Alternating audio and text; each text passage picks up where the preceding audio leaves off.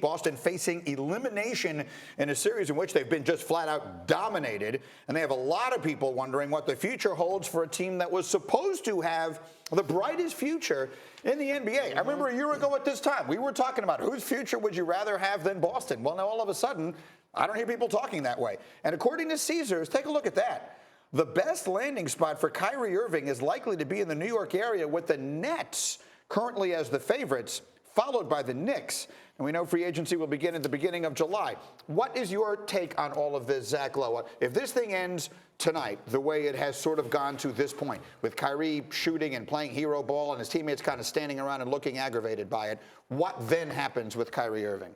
I am not going to sit here and pretend to have any idea what that dude is thinking at any minute of the day, or what he's going to say today, or what he's going to say tomorrow. I will say we've come a long way from, if you'll have me back, I'll resign here, to if they lose 4-1 tonight and they get rolled, and I don't know how you guys feel, but this feels like a they get rolled kind of game tonight, you'd have to say it's less than 50-50 he comes out. It's not a good way to end the season. And I saw Jalen's comments yesterday, and I agree. I think there are some conflicting emotions within the team about whether this has worked out enough to bring everybody back. This team is not going to look like this next year. Oh, no, not at all.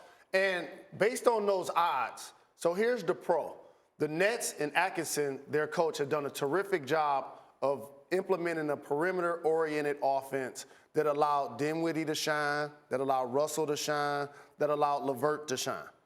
But the problem with that, if you bring in Kyrie all of a sudden, are you really going to build now around him to where it's almost like Allen Iverson in the early 2000s, where he's going to kind of take all of the shots and everybody else is going to do the dirty work? Isn't this what just happened? Boston had a bunch of young guys who rose up in roles, and then Kyrie came back, and all those guys were allegedly unhappy. Now, if Kyrie goes to Brooklyn, let's say, Russell probably isn't there next season. He's a free agent, but LeVert's still there. Dinwiddie's still there. And they're like, hey, we took you to the playoffs. Correct. We were the best. That's why I say the better landing spot yesterday would be the Knicks versus the Nets for that exact reason. And one way or another, he can't go try and win a championship with Dinwiddie and LeVert, right? He's got to go try and win a championship with Durant or Kawhi. That's the company that he wants to keep next year wherever he does it, isn't it? If he wants to win a championship, yeah, and the Nets can make that happen. The Nets have pathways to right. make that happen. But forgetting the team, he has to go play with someone like Kevin Durant. You can't bring in Kyrie Irving and say, that's the guy we're going to build around and we're going to win a championship, because he's kind of like James Harden in the way that he plays, but he's not as effective as James Harden.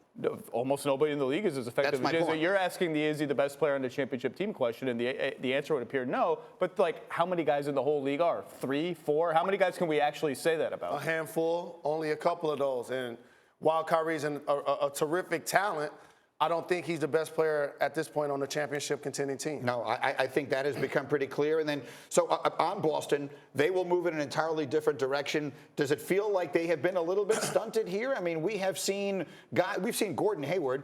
A lot of that probably is the injury. It takes some time. We saw it with Paul George with that terrible fracture to the leg. Takes a little extra time to come back and be fully comfortable. But he clearly isn't playing the way he's capable of. Correct. Jason Tatum has taken huge steps back. I don't know what's happened with Jaylen Brown and guys like that.